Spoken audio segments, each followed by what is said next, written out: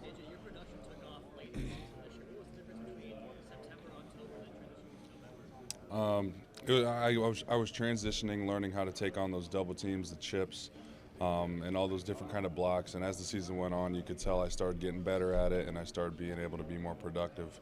But it just kind of came with me learning how to counteract those kind of blocks.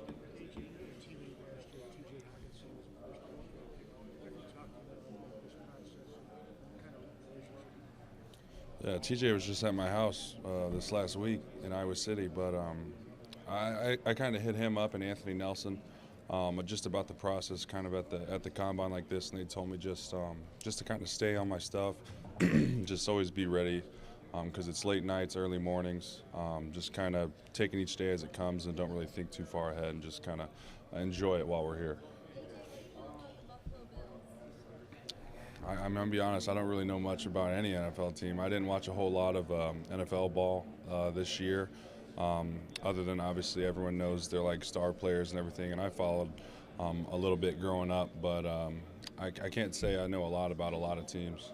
AJ, have teams been talking to you? Have they see you as Edwardsville, play a little bit of fire, decide to play some 3-10 easy? They've been talking to you about that? They just kind of ask me what I prefer playing and what I enjoy playing, but they also tell me that, the things that they think I could play as well, and that includes playing kind of like the 5 or the inside, rushing from a 3 technique and stuff like that. So it's just kind of, I want to be able to be versatile and be able to play multiple positions and to be better at all those positions. You could fit into a scheme where you have to drop it and the coverage on the outside. Is that at your size? Is that something you could do? Yeah, I think it's something I can learn to do. I did it at Iowa a little bit. We didn't hammer it a whole lot, but it's something that if I practice on a daily basis, kind of like everything else fundamentally, it's something that I could grow to be better at. No, not yet. I haven't met with them yet. I'm not sure. I just get the room numbers. I'm not necessarily sure who's in the room. Okay, and they dropped Anthony Nelson last week. What can you tell me about him as a teammate, as a person on and off the field? Anthony's a great guy. He's one of my best friends. He's one of those older guys I looked to for guidance when I first got to Iowa. And, he's been nothing but a great help to me when it comes to learning how to be a college football player and then now still how to be a pro. And just kind of, he's always been there for me, and that he's always been a really good friend to me.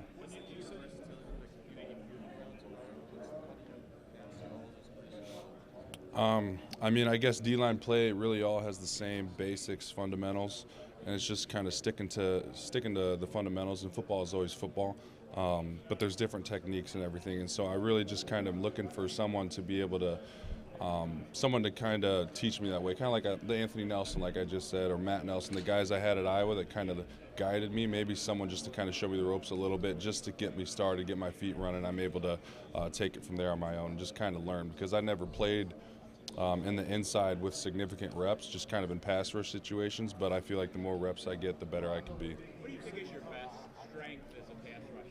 Speed to power? You got so stout, or what do you think? I'm confident that my best abilities are in the power rushes, using length, using speed, and just kind of combining it together to kind of move people backwards and make the quarterback uncomfortable by getting in his face with bodies. You got really long arms.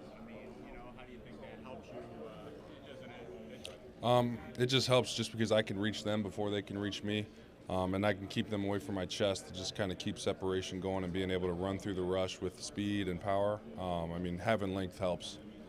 AJ, you said you talked to Anthony about kind of the whole draft process. What kind of tips did he give you? What did he tell you to expect? And what did he tell you it was all like? He told me to bring snacks. Bring snacks here, and I've been hungry basically the whole time we've been here. I have a lot of bars and like stuff. But he told me just to kind of appreciate it. He said it gets kind of stressful. The coaches are kind of pulling and tugging at you, kind of taking you in certain directions. But he said really just to kind of appreciate it and live in the moment, and it's something that I've been trying to do as well, just because it'll never happen again. I'll never be at another combine like this. So. What do you think this moment means to your father? It means a lot. I know he's proud of me. I was on the phone with him last night at like 12:45 a.m. But I talked to both my parents, and it means a lot to them because they know I'm being able to pursue my dreams here, and they're very proud of me, and they make sure to let me know that. I've been written about Because he almost almost got there but didn't. And what's it more for you, his son, because he didn't get a chance? I don't know if it necessarily needs more to him because of that. I think he's just proud of me for just working hard and being able to achieve my dream and getting here to this point in my life. AJ, so many of your family members, I read, settled in Southern California. Mm-hmm. They came over to Samoa. What led your father to Iowa? What happened? His the recruiting process. He started. He got recruited straight from the island to Iowa Wesleyan. It's like a JUCO or NAIA level school. He played there for 2 years and then walked on at the University of Iowa under Hayden Fry. And that's really how he got there. And then he met my mom in Iowa, and they just kind of moved on from there. And we moved back to where my mom's from, and that's where I'm from. AJ, there aren't a lot of players who play edge of your size and play Mhm. some of the guys in the NFL that maybe will watch it and take things from their game that you can do yourself.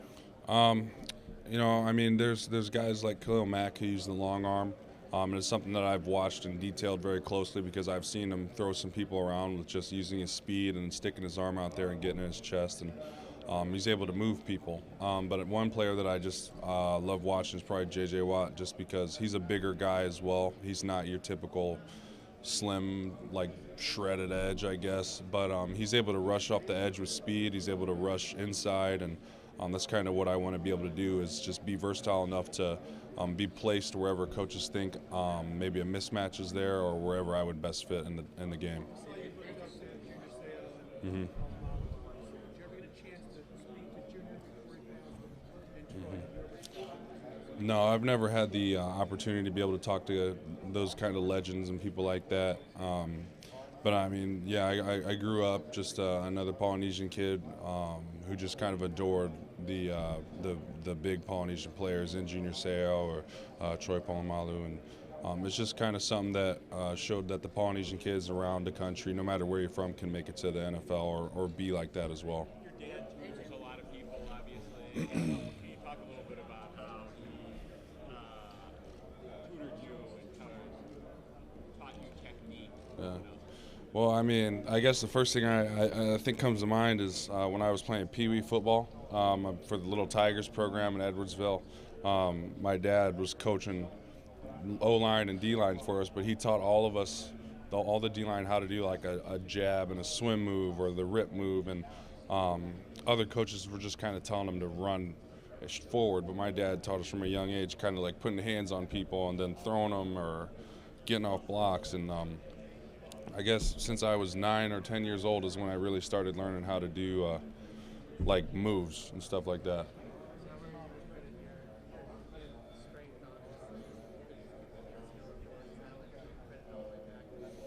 Yeah, I mean, I was pretty lucky whenever I'm able to have a mentor like him in the house all the time, and someone who knows the game of football as well as he does. I mean, anyone who has a football dad who played the same position as I do, or same position as them, are lucky enough to have some kind of coaching like that, and it made it a little bit easier starting off. I don't know the teams that are in the room. I just get the room number, and I just kind of show up, and whoever's in there is in there. Not formally, no. No.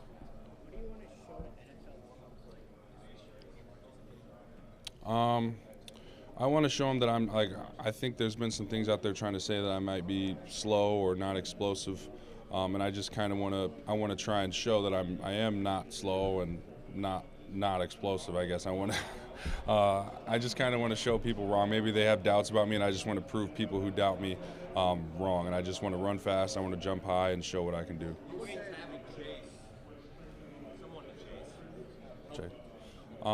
That's something I was looking forward to, just kind of being able to compare numbers against all these guys. I mean, you got all the best guys in college football here at this position.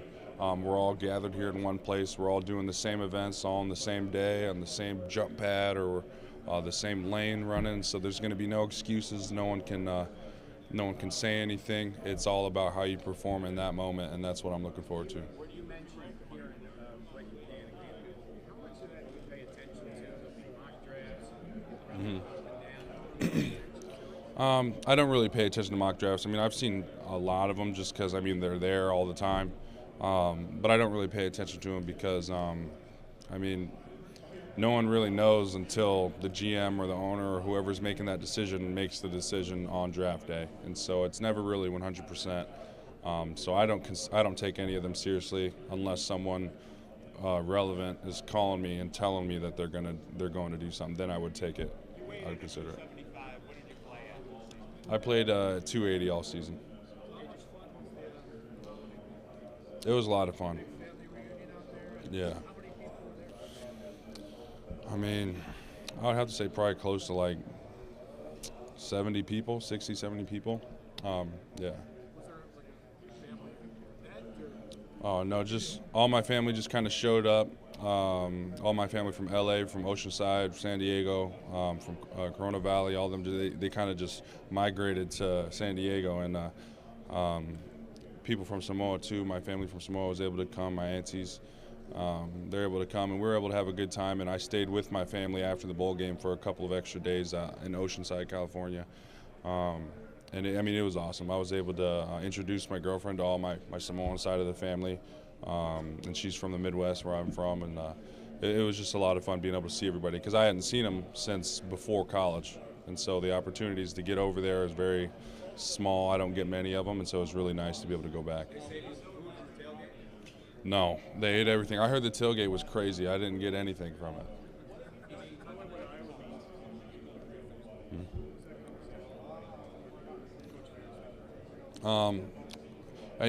He obviously wasn't very happy, but he wasn't angry. From the very beginning, Coach Ferentz was very open about telling me it was my decision and that I've put myself in the position to make this decision. And he said whether I decided to stay or to go, that he would support me and the whole staff would support me 100%. And that's what they've done. Ever since I've made that decision, they've been there for me every step of the way. I mean, I'm training with Coach Doyle, the best in the business. And he's been trying to prepare me for this moment to the best of his ability. I mean, he's provided everything just like as if I was on the team, and it's just a matter of me taking advantage of the opportunities that they keep providing me. AJ, you talked about what you want for his versatility. Mm-hmm. Have teams talked to you about taking inside, playing on the Yeah, a little bit. And whenever they ask me, I tell them it's not my most comfortable. It's not my most comfortable position, just because I didn't have 100,000 reps at it like I did at end. But they all say I look raw at it, like I say I do. But they also say it's something that I look like I could grow to be better at.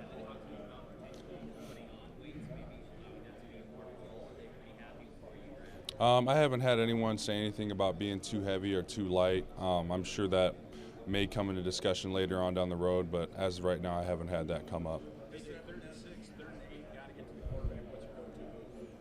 I mean, I'm probably going to try and bull rush, put a long arm out there and try to run through somebody. Tristan said you were the best defensive lineman he faced all year. Did you face a better offensive lineman? No, I mean, I get asked that question every single day, and they say who's the best in the Big Ten, and I always say Tristan. I mean, because I go against him every single day. I'm kind of happy we're on opposite sides, so I didn't have to deal with him all the time. But I mean, Tristan's a beast. I mean, when you can't ask for anything more than just all that natural talent he has, and I mean how quickly he's able to learn, and how freakishly strong he is. Like, I mean, I don't think anyone's really as good as Tristan.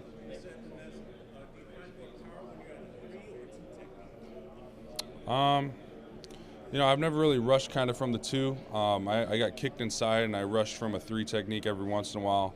But we mostly ran games from inside, kind of the twist games with me and Chauncey Golston when he played at the other tackle. There's only a couple games where I really rushed from the 3 technique, and that was Minnesota and Purdue, I think. But I'm kind of raw at it. I feel like I could get more practice at it and I could grow to be better at it.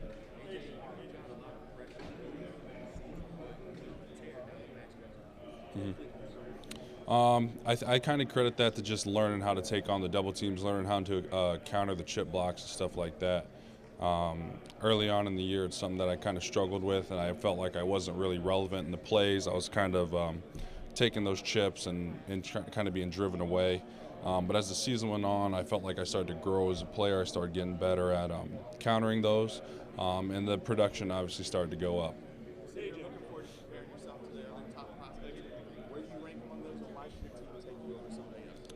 I don't know how the numbers are looking exactly compared to everybody else, but I think teams should take me just because I bring a lot of passion, a lot of energy to the game. I feel like I can be a momentum changer no matter what time in the game it is, whether it's trying to get a strip sack, get the ball back to the offense, or the defense score itself. I feel like I bring a certain kind of energy that kind of brings confidence to the offense that the defense is going to pull through. AJ, you talk a lot about your family. How critical that support is right now? It's extremely critical. I mean, I look to my parents for guidance and everything. I called my mom last night. I mean, it was late, and I asked her if I could call her, and she said yeah, because she was still up. But that my family means everything to me, and just kind of their guidance and their support is just kind of what makes me want to keep going. What was your mom's advice? Well, she didn't really give me any advice last night. She was just kind of checking on me, see how everything's going, because I hadn't talked to her in a couple days, and I'm out here in Indy, and so she's been thinking of me. And I was able to talk to her and my dad, and they just tell me to keep working hard and everything, because they saw the measurements and everything that was released yesterday, and so I mean, I don't know if they know what any of that means, but I know they're proud of me, and it's a lot of fun being able to be here and then talk to them as well. Yeah, I think Chauncey's also just another freak athlete. He's kind of just flying underneath the radar. But I mean, his arms are longer than anyone I've ever met. I mean, his arms are bigger than anyone's I've ever met. I mean, the guy's a freak. He's 6'5". He's fast, and he plays really well. He plays really aggressive. Yeah, again, he's one of my best friends at school. I love that guy, but he's got an extremely good work ethic, and he comes to work every single day.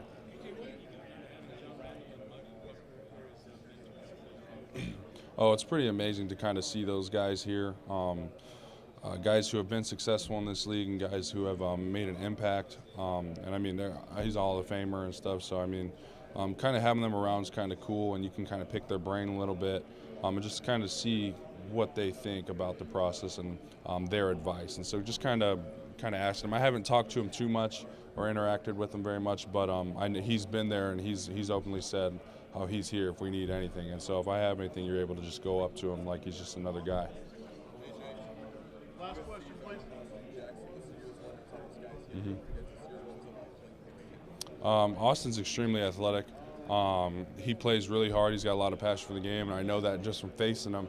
But he's very good. I mean, he plays well. He's got long arms. Everything you want offensive tackle, he's got it. And it was a good battle between us two, and I felt like it was pretty well matched. And I mean, it was a lot of fun. He's a really good guy. We competed against each other in the Army Bowl senior year of high school, and able to play against each other in college. It was kind of something that kind of goes full circle. It's really cool when that stuff kind of happens.